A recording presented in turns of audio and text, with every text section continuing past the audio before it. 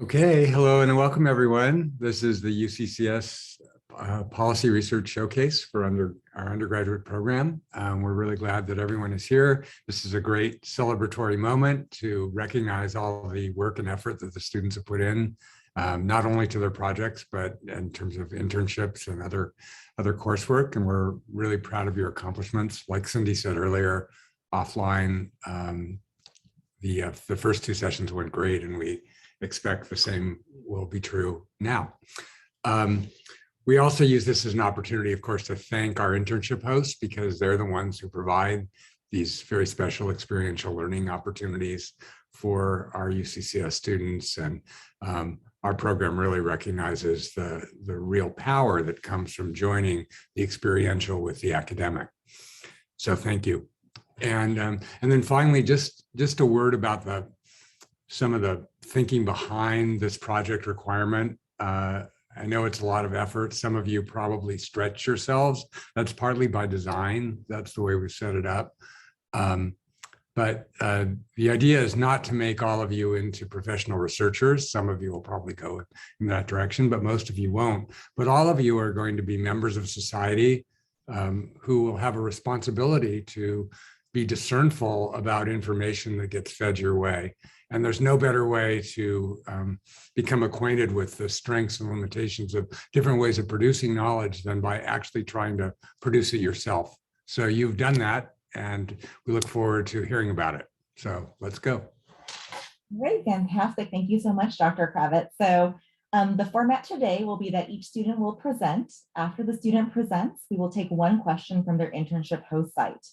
Just go ahead and raise your hand. I'll go ahead and call on you for that question. If there isn't a question from the internship host site, then we will turn questions over to our academic team. Kind of same goes for the academic team as well. Hand raised, and I'll go ahead and call on you. If there is time at the end, we will have an open Q&A at the end of the session that will be open to kind of any attendee who'd like to ask a question, any member of the academic team that'd like to ask a question to any of our students that presented during this session. All right, well, great. Let's go ahead and get started. So the first student who will be presenting today is Carmen Ion, and she interned with the Office of U.S. Congresswoman Doris Matsui.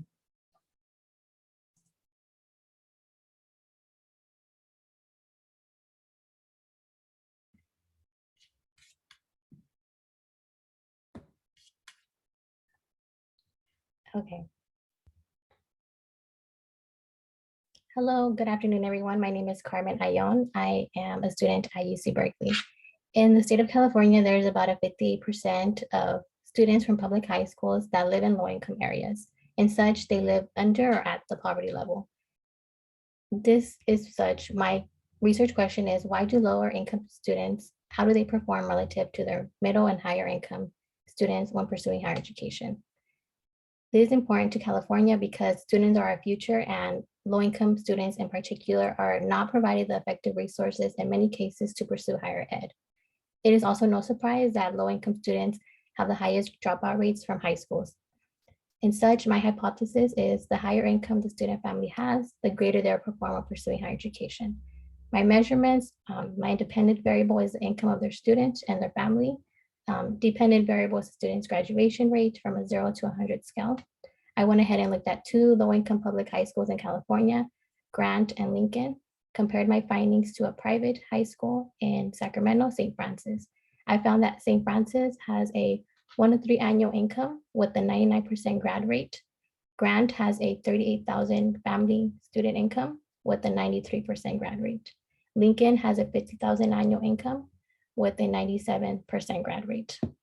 All in all, I did find a relationship between all income levels in correlation to a student's graduation rate from their high school. This also correlates into the selected colleges a student will go into as well. As shown in graph 3 and graph 4, this also correlates into the average salary a student will obtain through their educational experience. To conclude, recommendations that I provide would be definitely to provide more resources to low income and middle income students to bridge that gap in between all graduation rates and income levels. Thank you. Great, thank you so much, Carmen, for that fantastic presentation. And so if there is a question in the internship host site office. All right, and then if not, over to the academic team. All right, Professor Quila. Hi, Carmen. I was just kind of, curious, if you find this kind of relationship between family income and graduation rates and educational outcomes. I was just wondering, what other factors do you think might be impacting these graduation rates for students at these schools? Yes, definitely. I think definitely where the high school is located, where we look at Grant Union High School, it's a predominantly Black and brown community, very low income. That's the high school I attended. So that income level is very low comparison when you're looking at St. Francis, a private high school in Sacramento. So it's definitely the locations, because depending on the locations, we're looking at the government resources they are being provided for. So definitely the location makes a big part in having that graduation rate lower in comparison to a higher graduation rate. Thank you. Great, thank you so much, Carmen, for a great presentation. Thank you, Professor Quila, for that question. And so our next student that will be presenting today is Aaron Wheeler, who interned with the Office of the California State Assembly member, Kevin Kiley.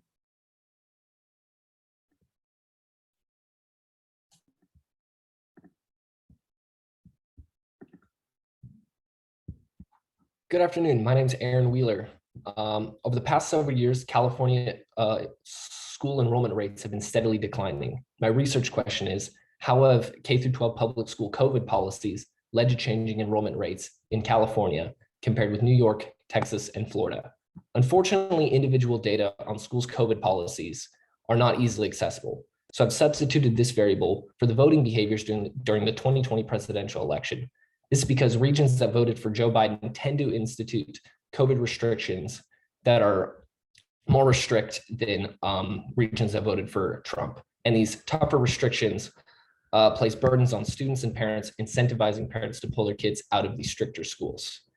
To test this hypothesis, I've compared the yearly percent change in enrollment rates from the academic years of 2013-2014 to 2020-2021 in 6 California counties, 3 that voted for Trump and 3 for Biden, and between 4 states, 2 for voted for Trump and 2 that voted for Biden. While my hypothesis stated that Biden counties would perform worse in enrollment rates during the pandemic, this does not appear to be the case. Statewide, both Trump and Biden states lost approximately 2.5% of students during the pandemic. However, California counties that went for Trump lost only 1.6% during that time, while Biden counties lost 3.2%. Overall, my hypothesis does not seem to be strongly supported, as there is not a strong relationship between COVID policy and partisanship with changing enrollment rates. Considering this, I suggest that during another future potential health crisis, K-12 restrictions be instituted not based on how they will affect enrollment rates, but how they will affect students' health and safety. Also, since California counties that went for Trump performed marginally better than Biden counties, I suggest that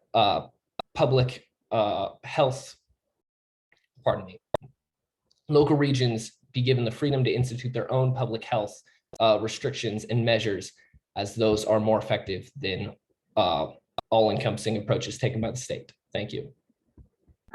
All right, thank you so much, Aaron, for a great presentation today. And if there is a question from the internship host site office. All right, and then if not, over to our academic team.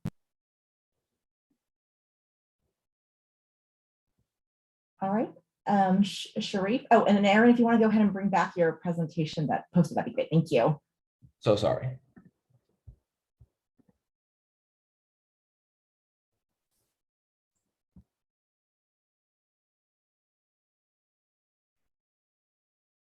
All right, and Sharif, your question?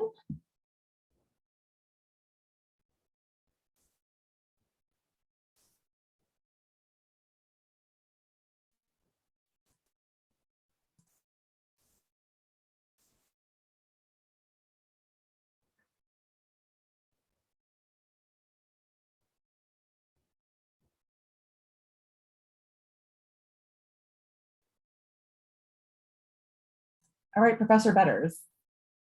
Yeah, I wasn't sure if I was the only one that couldn't hear Sharif, but I raised my hand just in case, because I have a question as well. Just can you just like dive into your causal mechanism a little more? Like, why do you think, like, what is it about counties politics, how they voted in the previous election that makes it so some of these counties or areas lost less students if they voted more heavily for the Republican candidate at the time? What about the politics makes it so? Is it because they're less restrictive? Is it what about it that makes it so we lose less students? Yeah, that is actually very curious, but phenomenon that I still need to pick apart more given more time. So as you know, in California, we had a statewide mandate that shut down basically all schools. And that was a nationwide thing as well, but California more so. So already they're kind of more on a level field. However, California has instituted, I can't remember exactly what the policy is, but basically California is a state that has undertaken policies for reopening that allow school districts more freedom, which allows certain regions like Placer, Tulare, and Kern, which are generally more conservative, generally would be associated with anti-mask mandates, anti-vaccine mandates, allows them greater freedom to take away those restrictions than more liberal regions like Los Angeles County, which is attempting to institute vaccine mandates for students 12 and up. I don't know if that answers your question. So California general has allowed more freedom between red and blue regions to institute their own policies. These red regions generally will institute fewer restrictions. Yeah, I think that answers my question. Of course, it's something to dig into continually as well, but I appreciate your answer there. Thank you. Hopefully Sharif can come back later and ask you his question.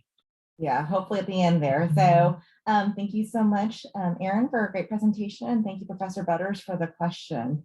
So our next student that will be presenting today is Marcelo Salgado, who interned with the Office of California State Senator Scott Wiener.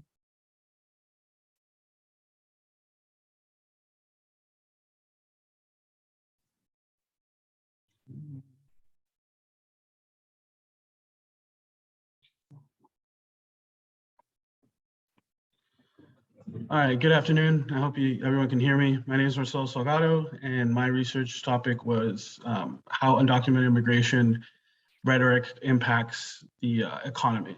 So essentially what I was looking at was how certain cities, the two cities that I looked at were Salinas and Escondido. These two cities I chose because they have similar population. Yet very different immigration rhetoric. And so what I looked at essentially was the budget that we use for immigration enforcement and how much undocumented immigrants pay in taxes. Something that people don't realize is undocumented immigrants do pay in taxes. They actually do pay only income tax. So there is the first graph you can see is essentially how much they pay currently and how much they could pay if they were given legal status. So my hypothesis was essentially if immigrants, undocumented immigrants were given a path to citizenship, they would contribute more to the economy and make it healthier. The way I looked at that was by analyzing the unemployment rate, recent job growth, future job growth, and income tax rate of each city in comparison of Salinas and Escondido. And my research findings actually were against my hypothesis. Escondido actually does have, by all measures, a healthier economy. So a lot of times it seems like even though they do have a much harsher immigration enforcement, their economy by all measures is much healthier. To mitigate this though, and I was something that I would like to do more research on, is the fact that Salinas is considered a sanctuary city. So they don't spend nearly as much in immigration enforcement compared to Escondido. And so that budget right there, I think would mitigate the difference. But some of my policy suggestions, given that, were to give a path to citizenship so that they can pay their fair share in taxes and establish programs to incentivize cities to do that. Thank you. All right, great. Thank you so much, Marcelo. And so if there's a question from the internship host side, if you want to go ahead and raise your hand.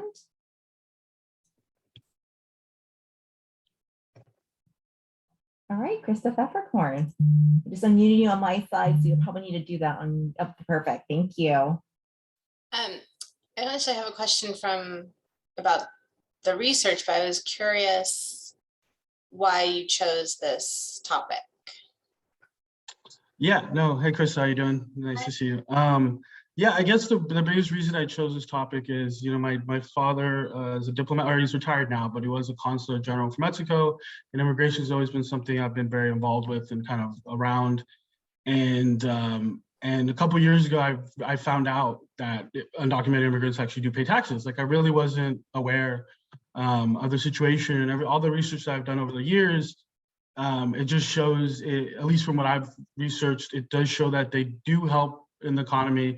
The crime rate is much lower, so it's like American citizens, I think, undocumented citizens, immigrants, and then legal undocumented, or legal immigrants essentially. So there's definitely a lot of correlation when you look at statistics that as a whole, if given opportunity, immigrants really, really, really are much more entrepreneurial, are much more willing to give back to the communities. And so given that correlation, I was like, well, maybe we have 10.5 to 12 million undocumented immigrants that potentially could give back and help the economy in a lot of ways. And so that was essentially the basis of why I wanted to do more research on this topic.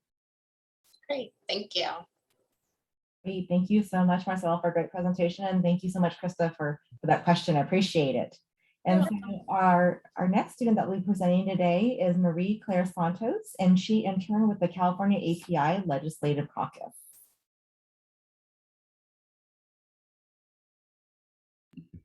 Hello, everyone.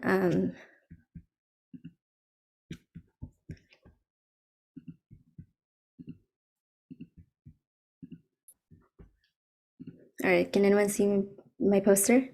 Yeah, looks great. Thank you. All right, so between 2019 and 2021, I found contradicting reports showing two different opinions and implications on what people think about the death penalty. Pew Research Center showed the majority of support for death penalty. However, Gallup poll shows 60% of Americans support for life imprisonment over death penalty. There is also no clear-cut motivation behind these opposing viewpoints and why there's a shift of opinion over a period of time. This led me to my research question: what is public opinion on reforming capital punishment? So my hypothesis is that with more death penalty information presented to an individual, there will be a decrease in support for the death penalty. So I took a survey experiment on 173 Californian adults and put them into treatment and control group. The treatment group received information about exoneration rates, and the control group did not receive any information at all. I measured public opinion through 4 different dimensions to create multiple indicators. These 4 measures include opinions on deterrence of crime, wrongfully convicted in California, how essential it is as a law, and if it's a for murder. Overall, I found no statistical difference between the average group's responses, and the respondents fall into neither agree nor disagree category, which shows that information did not have an effect on people's opinion at all. And this also suggests that the information might not be sufficient enough for people to build opinion on, or there is a lack of reliable information in the real world. Thank you. Great. Thank you so much, Maria Claire, for a great presentation today. And if there's a question from our internship host side, if you want to go ahead and raise your hand.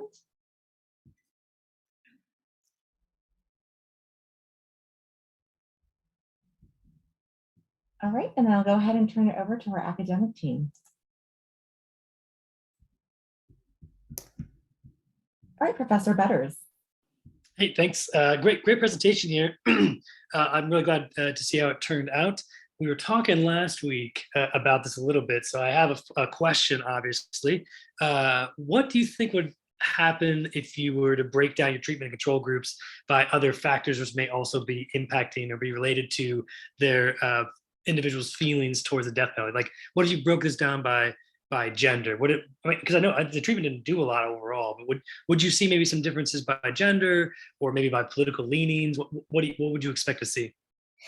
Yeah, that's a very good question. But to be honest, I haven't done any research on that one, but I'm guessing that it will not make a difference on whether or dependent on the gender or political affiliation. I think that penalty is it has a wide variety of answers that you could get, like different answers for different respondents, regardless of their demographics. But yeah, So hopefully that answered your question. Sure does. Thank you so much. Good job. Thank you. Great job, Marie Claire. And then thank you so much, Professor Butters, for that question. And so our next student that will be presenting is Jeremy Wong, and he interned with the California API Legislative Caucus.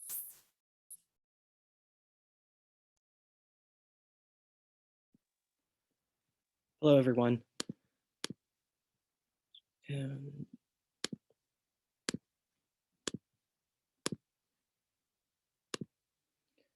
Good day, everyone. I'm Jeremy Wong, and I attend UC Davis. And can fire prevention alone prevent extreme housing market price volatility? The California Department of Housing and Community Development reported California's housing supply growth is trailing behind, where 180,000 new homes need to be built each year to meet the 1.8 million new homes benchmark by 2025. However, in 2016, over 118,000 people experienced homelessness in a point-in-time count conducted by the California Department of Housing and Community Development. In addition, CAL FIRES reported that the Tubbs Fire, Camp Fire, the Dixie Fire, all these fires combined destroyed a total of 20,729 structures from 2017 to 2021. Even though California might be taking a step forward, is California also taking a step back? This led me to my research question of whether whether fire prevention alone can prevent extreme housing volatility. My hypothesis is increasing the state of California's CAL FIRES budgets does not increase the median single-family home prices. For collecting data, for analyzing the relation between the CAL FIRE budgets and the median single-family home prices in California from 2010 to 2021, I sourced data from the Department of Finance's state budget reports and the California Association of Realtors. And my findings, even though that there is a, my findings that, yeah, there seems to be a positive relationship, and also spending has been stable. But for policy recommendations, property developers may want to avoid building in wildfire-prone areas, and also the state of California may need to shift budget funding to other departments within the natural resource agencies and others. Thank you. Thank you so much, Jeremy, for a great presentation. And if there is a question from the internship host site. All right, and then if not, over to the academic team.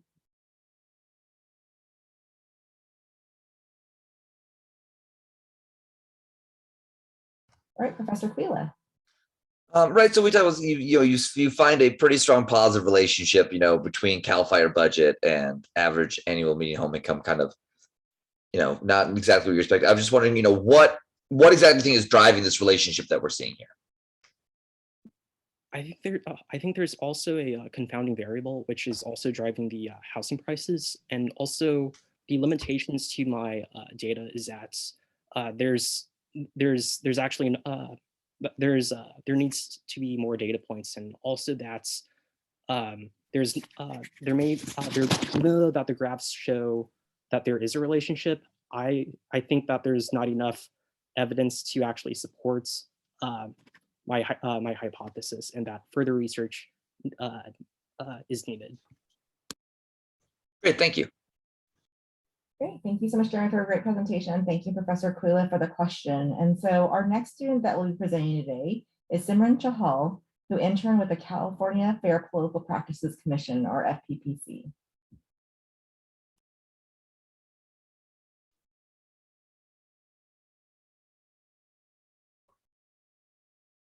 Hi everyone, my name is Simran Chahal and I'm a student at UC Davis. So in 2018, it was reported that the US spent an average of about $25,000 to $30,000 per inmate in contrast to $12,000 per pupil. So demonstrating how little is spent on education in comparison to incarceration. So my research question was, what is the effect of per pupil expenditure on high school graduation rates in all 50 states from 2017 to 2019? So I hypothesized an increase in per student expenditure would lead to an increase in high school graduation rates. The unit of analysis was at the state level from 2017 to 2019. I collected about 300 pieces of quantitative data, 100 of those related to per student expenditure from the US Census Bureau, and the other 150 related to high school graduation rates from the National Center of Education Statistics. So graduation rates are measured by the percentage of students that successfully earned a high school diploma that year at the state level, while per student expenditure was the approximate amount of money that the state spent on each student. I performed a statistical regression to analyze the relationship between per student expenditure and high school graduation rates. Additionally, I analyzed other variables, including median income, average teacher pay, and percentage of adults over the age of 25 with a high school diploma. The findings demonstrate that there is a statistically suggestive and weak relationship between per student expenditure and graduation rates. The regression wasn't able to find a statistically significant relationship for median income and average teacher pay. And surprisingly, there is a statistically significant relationship and weak relationship for percentage of adults over the age of 25 with high school diploma and high school graduation rates. And based on these findings, I want to suggest 3 policy proposals. 1, to increase funds for teacher allowance. 2, to provide a form of electronic benefit transfer for students to use on school supplies. And 3, to provide fee waiver options for GED testing. Thank you so much for listening to my presentation. Great. Thank you so much, Simran, for a fantastic presentation today. There's a question from her internship host site.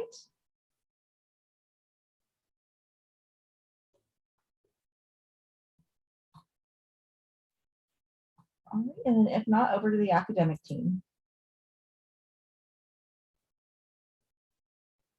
All right, Professor Butters. Thank you. And thank you for the presentation there. This is great. I love to see a nice little scatter plot like that. But I have a question, a bunch of questions, obviously, but I have one about figures 1 and 2 right now. So New York is kind of jumping out to me, like they're spending tons and tons of money over the course of the last 3 years. It's increased, but it's a ton of money and relatively middling results in terms of graduation rates I'm seeing there. Like Texas is spending, I don't know, like less than half of New York, but has a higher graduation rate. So why do you think things like that pop out in the data like this? Is it because Texas is just graduating people, or is New York just trying to spend all this money and not really for graduation purposes, but some other variable that they're really interested in? Like, what do you think is going on there? That's an excellent question. And so there could be quite a few reasons. And so one of the reasons I like to touch on is like how the money is spent particularly. So, you know, if you spend the money on just like school supplies versus if you spend it on getting more educators in the system and having the lower teacher to student ratio, that would be very beneficial to making sure that students get that individualized teaching experience. So I did not go particularly in depth about how they were spending the money, but that would be a very good thing to look into future purposes and how the money is particularly being spent. Great, yeah, because that's one of those things that's like, there's clearly a policy issue there. Now I'm even more interested, so I would love to see a follow-up one day. So great job, thanks. Thank you. Great, thanks so much, Simran, for a fantastic job. And then thank you, Professor Butters, for that question. And so our next student that will be presenting is Jeffrey Perez Fernandez, and he interned with the California Fair Political Practices Commission, or FPPC. Hello, can everyone hear me? I hear you, Jeffrey, yep. Okay.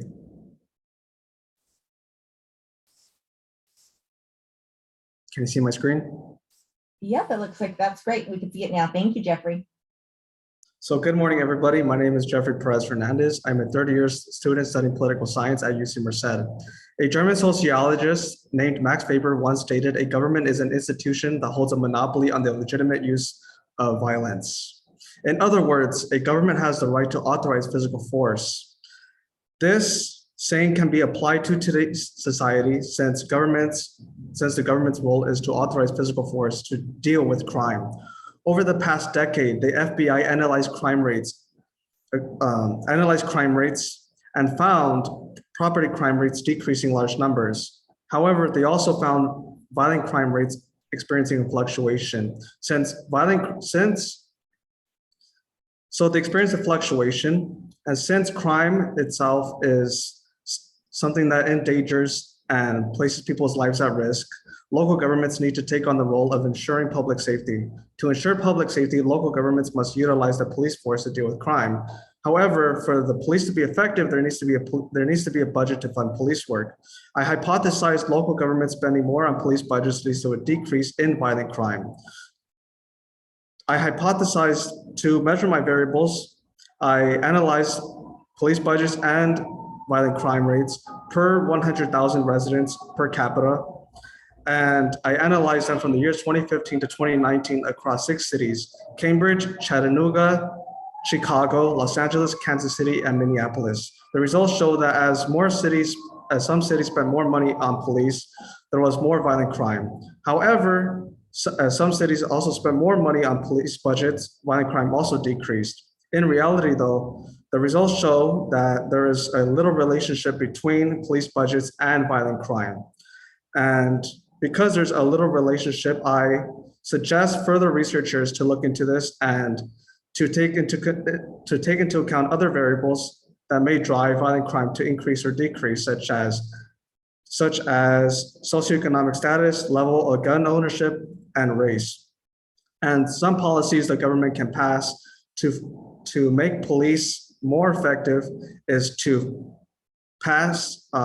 legislate for federal governments to give grants to local governments to fund their police, and to have local governments to create bond measures. Although there is no research to show a relationship between bonds and levels of crime, there has been previous research showing that there is a statistical significance between the amount of grants that has been given to local governments and crime decreasing. Thank you. All right, thank you so much, Jeffrey. And so if there is a question from the internship host site. All right, and then if not, over to the academic team. All right, Professor Quila. Hi, Jeffrey. Nice presentation. I had a question about your figure 3 here, basically. Right, so we can see here there's kind of 2 groups you have here, right? There's the lower left and the upper right group. With the lower left group, there seems to be a very positive relationship between these 2 things. And the upper right group, there doesn't really seem to be much of a relationship at all. I was just wondering if you thought there was any differences between these 2 groups that might be leading to these kind of differences that we're seeing in these relationships. That is a very good question, Professor Quila. And as I looked into this, I realized that there were different population sizes for all 6 cities. For example, Los Angeles and Chicago had the biggest population. Kansas, and that is why you could also see my 3 different figures basically showing that the 3 figures allow you to zoom in the bigger picture to see what's actually going on as to why that there's a gap in figure 3. And so, for example, Chicago and Los Angeles, like I said, it had the biggest populations. Then you had Cambridge and Chattanooga having the smallest populations, and Kansas City and the city of Minneapolis having like between the biggest and the smallest, almost basically medium-sized cities. So the population size also played a role as to why there's a big gap between, which is why you can see that there's a big gap in figure 3. Okay, thank you. All right, thank you so much, Jeffrey, for your presentation. Thank you, Professor Quila, for the question. And so our next student that will be presenting is Giselle Comanares, who interned with the UC Student Association. Hello, everyone. My name is Giselle Colmenares, and I will be talking about the school cost differences within the education. My research question is, what factors widen attendance gaps to UC and CSUs within school districts with high rates of minority students? Now, the issue, according to Contreras, does not revolve around the lack of institutions, but instead it revolves around minority students not pursuing those institutions. Past research shows that Black, Asian, and Latino students continue showing education disparities compared to the white and wealthy peers. My hypothesis then is if more resources are being offered to minority students, then the attendance rates to UC and CSUs also increases. My methodology included looking at 2 school districts with high rates of minority students, and within those districts, looking at 2 high schools who have a similar average household income. The districts were Montebello Unified School District and El Monte Union High School District. Within MUSD, I looked in Bell Gardens and Shore High School, and for El Monte, Arroyo and Rosemead. I used data from DataQuest and looked into the 2014-2018 academic school years, and my independent variables were the number of resources being offered, such as the number of AP courses, the number of college readiness programs, and their pathways. My dependent variable became the number of students who pursued and attended a UC and CSU institution. My results showed that although there was a slight difference in the total numbers attending El Monte and Montebello Unified School Districts, El Monte did have a higher rate of number of students who did complete and graduate with A3G requirements, in addition to having a 20% increase and difference with MUSD with their students who passed their AP classes. What this shows is that it implies that the less the resources are offered, they are more specific and catered towards their student population. And as a future implication, it could be of the administration from the schools look into these issues and why students are graduating, but not with the requirements needed to pursue a higher education. Thank you. Great, thank you so much, Giselle, for a great presentation. And so if there's a question from her, great, Carolyn Nguyen, I went ahead and just unmuted you and just need to probably mute on your perfect. Hi, Giselle, it's Caroline. Great work on this. My question for you is, what are some future research questions you think could be explored given what you've found out here? Yes, when I was doing my research, I realized that there's so much I want to know knowing this now. And one of them is how often do their administrators meet with the teachers, with the team, and exactly how are they zoning in on helping the areas that the students are struggling with to increase the number of students not only graduating, but attending higher institution campuses, which is the most important thing to help students get an education. Thank you. Right, great. Thank you so much, Giselle, for a great presentation. And thank you, Caroline, for that great question. Appreciate it. And so our next student is Marlon Diaz, and she interned for the UC Student Association this term.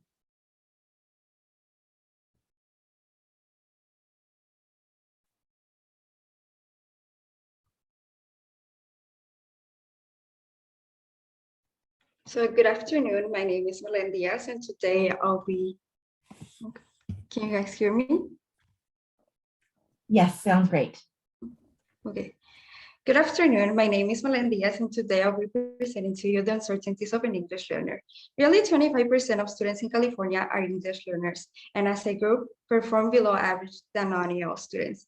ESL programs are programs designated to help students thrive in academics and language proficiency. However, recent research has shown that they do not have equal access to these resources. Therefore, my research question is how the lack of implementation of ESL programs impacts EL students' performance in California. My hypothesis is that the fewer EL programs provided throughout California schools, the lower EL students will perform. To test my hypothesis, I conducted a program evaluation at local levels for Hoover, Morse, and Lincoln High Schools, who are part of the San Diego Unified School District. Then I compare EL and non-EL graduation rates for the 18 and 19 academic year.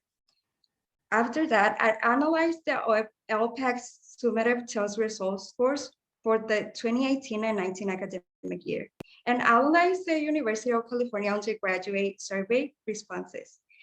My findings include that at high school levels, there is a 10% graduation rate gap between EL and non-EL students. High schools who have more access to EL programs are better graduation rates.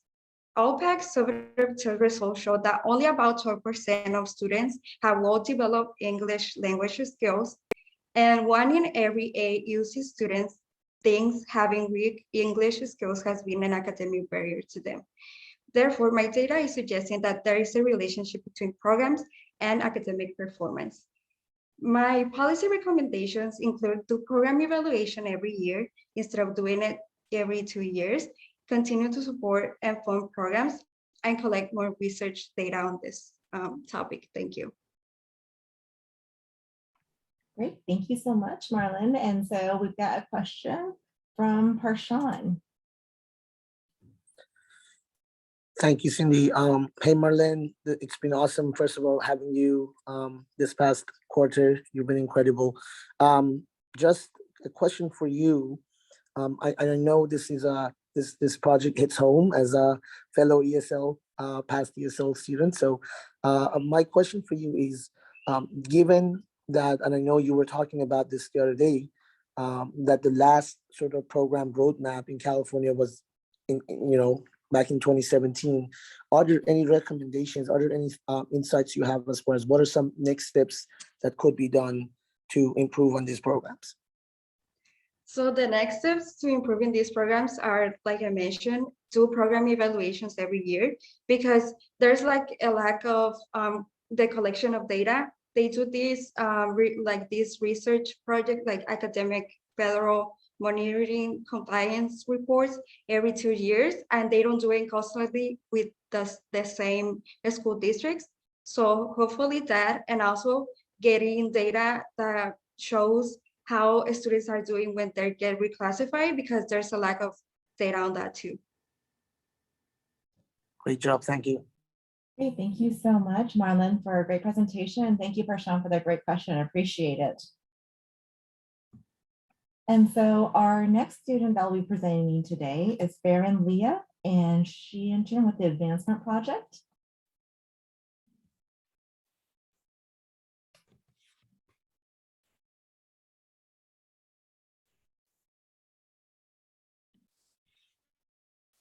Good afternoon, everyone. My name is Farin Leah, and my presentation focuses on housing in Los Angeles. California's worsening housing crisis has led to housing insecurity amongst residents. More than half of residents are rent burdened, defined as spending more than 30% of total household income on housing. A 2019 report by Federal Home Loan Mortgage Corporation concluded that Los Angeles is the third most rent burdened metropolitan area in the nation. High housing costs can lead to displacement as current residents get priced out of their homes. To explore the extent to which communities experience housing insecurity, I pose the question: how does socioeconomic status impact susceptibility to housing displacement? I hypothesize that communities considered low in socioeconomic status face higher rates of housing displacement than those high in socioeconomic status. A comparative analysis between 7 Los Angeles neighborhoods, Exposition Park, Mid-City, Westlake, Boyle Heights, Koreatown, West LA, and Silver Lake, provides insight into the question. Socioeconomic statuses, or SES, of neighborhoods were measured through an equity index. Susceptibility to housing displacement was measured through an index of displacement pressure. Both measures were grouped into low, moderate, and high levels based on their index scores. I found that rates of housing displacement pressures varied across SES groups. There was not a consistent relationship between SES and displacement pressure across every neighborhood. All 3 neighborhoods with low displacement pressures, West LA, Mid-City, Boyle Heights, vary in SES, belonging to each group. Westlake and Koreatown, which are moderate SES groups, face the highest rates of displacement pressures. Exposition Park and Mid-City, both low SES neighborhoods, face moderate and low displacement pressures respectively. And Silver Lake, a high SES neighborhood, also faces moderate housing displacement pressures. My policy suggestions involve providing subsidies and support for affordable housing and housing development, zoning reforms such as fiscal zoning, as well as the implementation of a city agency such as a rent review board, like one established currently in the SF Bay Area. Understanding the extent to which communities face housing insecurity in California is key to developing policy measures that assist the appropriate neighborhoods, those most susceptible to housing displacement at the risk of housing insecurity. Thank you. Great, thank you so much, Farron, for a fantastic presentation today. And if there's a question from the internship host side, you want to go ahead and raise your hand.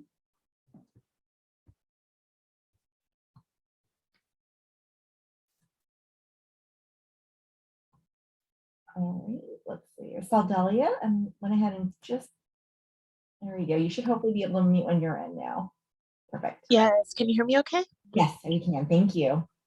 Thank you. Yes, my name is Sedalia King with the Advancement Project California. And my question is, were you able to see any difference, or was that even flagged for a difference between renters and homeowners?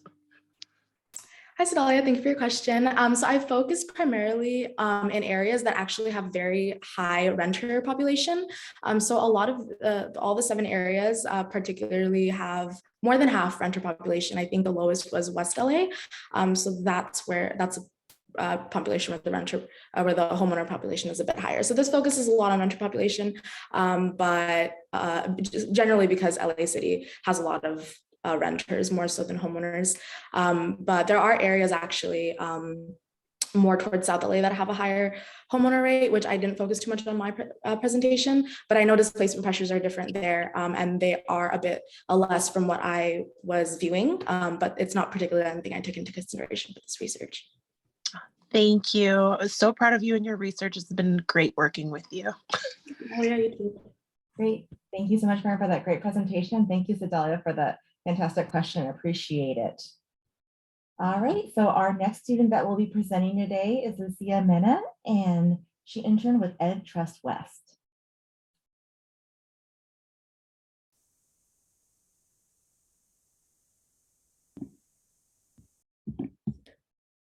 Hi, can you guys hear me? Yes. Okay. Hi, so my name is Lucia Mena, and I am a student at UC Irvine.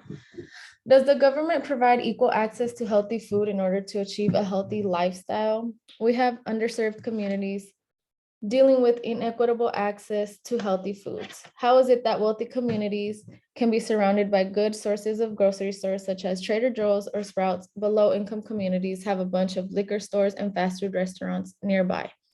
There has been studies done which support my research that clearly indicate wealthier communities have more access to grocery stores in comparison to low-income communities. They may have grocery stores at their reach, but are still unable to access them due to the high cost being out of their budget.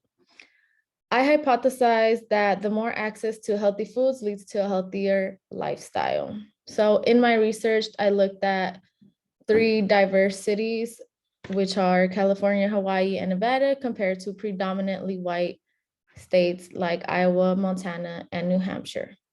Through my research, my findings indicate a correlation that food disparity is still an issue, even if there are food resources available. Not everyone tends to use them, as we can see in figure 4. Although in my research, we're able to conclude that the most diverse states, California, Hawaii, and Nevada, compared to predominantly white states like Iowa, Montana, and New Hampshire, indicate a correlation between race and income being a defining factor for the disparity that exists for accessing healthy foods. I am not able to prove my hypothesis. There is a lack of research and many confounding variables that interfere with signifying any strong correlation between healthy foods and mortality rates. We cannot continue seeing a decline in our health, especially if it only affects one group predominantly. We need to emphasize policies that strictly have the highest potential of reducing social and racial disparities from diet habits and disease risk factors. Therefore, I think we need to further our research in order to really conclude and sign legislation bills that prioritize supermarket access in low-income communities. They set healthy nutrition needs as a priority and ensure that stores in underserved neighborhoods provide high-quality fruits and vegetables. Thank you. Great, thank you so much, Lucia, for a fantastic presentation today. And if there's a question from our internship host site. And then if not, we'll go ahead and take a question from our academic team. All right, Professor Quila. I see. Nice presentation. I just had a kind of question. I'm just kind of looking at some of these graphics here, and it looks from here basically that, Montana has high levels of poverty, but low levels of food insecurity, and they don't actually offer that much in terms of food resources. So I was just kind of wondering, I was kind of curious as to what is Montana doing to actually lead to these lower levels? Is it because the, more farmer, what exactly is happening here? Well, for Montana, so you're looking at kind of the figure 3, 4, and 5, right, all together. Yes. So yeah, Montana did tend to have kind of a high poverty rate, but they don't seem to be using a lot of the free food resources available. So they have access to those resources, but they don't tend to be using them, and that kind of shows a lot with the other states. Even if they might be in poverty, not everyone is accessing these resources available, which is kind of a reason to further research in order to really come down to finding out why people aren't using these resources that are given to them. Obviously, there are policies that we can see that are given to assist this issue, but they aren't being used. So we kind of need to further our research in order to really get to the nitty-gritty of really shifting that, because even though they may provide it, why is it still an issue? Okay, thank you. Great, thank you so much, Lucia, for a great presentation, and thank you, Professor Kula, for that question. And so our next student that will be presenting today is Joshua Alfides, and he interned with Capital Weekly this term. Hi, good afternoon. My name is Joshua Alfides, and for my research project, I wanted to explore how income contributes to perceptions of the homeless and policies meant to address homelessness. Homelessness is a big policy issue in California. It currently ranks as 4th out of all US states and DC in terms of the number of homeless people per capita. And I think having an idea of how income levels affect public opinion is important to understanding why people prefer a particular policy solution to this crisis. My hypothesis was that those with a higher income would be more likely to hold negative perceptions towards homeless people, and that they would be more likely to support outdoor sleeping bans and policies involving the police. I tested this hypothesis through a survey of 176 California adults, where I asked questions regarding income, attitudes towards the homeless, and the positions I mentioned earlier. I found that there seemed to be no correlation between income levels and, there seemed to be no correlation between people's income and their attitudes towards the homeless. The results in figure 2 also show that those with higher incomes were more likely than those with lower incomes to support an outdoor sleeping ban, and that they were less likely to support a housing first approach to homelessness. The last figure indicates that those with higher incomes would be less likely to support police involvement in homelessness policy. The findings do not support my hypothesis that those with a higher income level would be more likely to have negative perceptions of the homeless, but they did show support for the idea that those with a higher income level would be more likely to support policies criminalizing the homeless. There was also no support for the idea that high income individuals support police involvement more than those with lower incomes. Some recommendations I have is that lawmakers should, 1, focus on increasing the number of trained city workers that handle outreach to the homeless, rather than focusing on involving police given its wide support. 2, I think they should attempt to educate the public about causes of homelessness to destigmatize the issue. And 3, I think cities should be emphasizing a housing first approach, while also providing enough shelter space for every homeless individual to get off the streets. Thank you. All right, thank you so much, Joshua, for your presentation today. And so if there is a question from the internship host site office.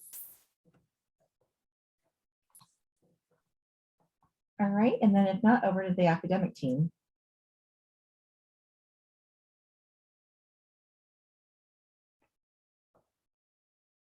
All right, Professor Butters. Thank you, and thanks for the great presentation, Josh. I'm glad to see where we ended up at the end of the quarter here, and everything looks good here. I was just kind of curious. So you have on figures 2 and 3, maybe I missed it when you were just talking, but a couple of times people who are in the lower income bracket in your survey, in figure 2, it happens on the outdoor sleeping ban. It also happens on the police use of force, but people who are on the lower income have a net negative support for that particular policy. Can you tell me a little more about that? Yeah, so for the outdoor sleeping ban, this is kind of, I just try to look at the net support. So those with basically an income of below $45,000, there were more people who were against that policy than were for it, while for the other income groups, while they overall supported it, there was still differences in how wide that support was. But among those with income of less than 45,000, the far more were not supportive of that policy. Okay, great. Thank you so much. Great. Thank you so much, Joshua, for your presentation today. And thank you, Professor Butters, for that question. And so our last presentation for today's session is from Hipolito Saros, who interned with the Office of California State Senator Melissa Hurtado. Good afternoon, everybody. I hope you guys can hear me okay. All right. Yep, we can hear you. Cool. So, hello, everyone. My name is Hipolito. Oh, I'm sorry. Let me get my timer. My apologies.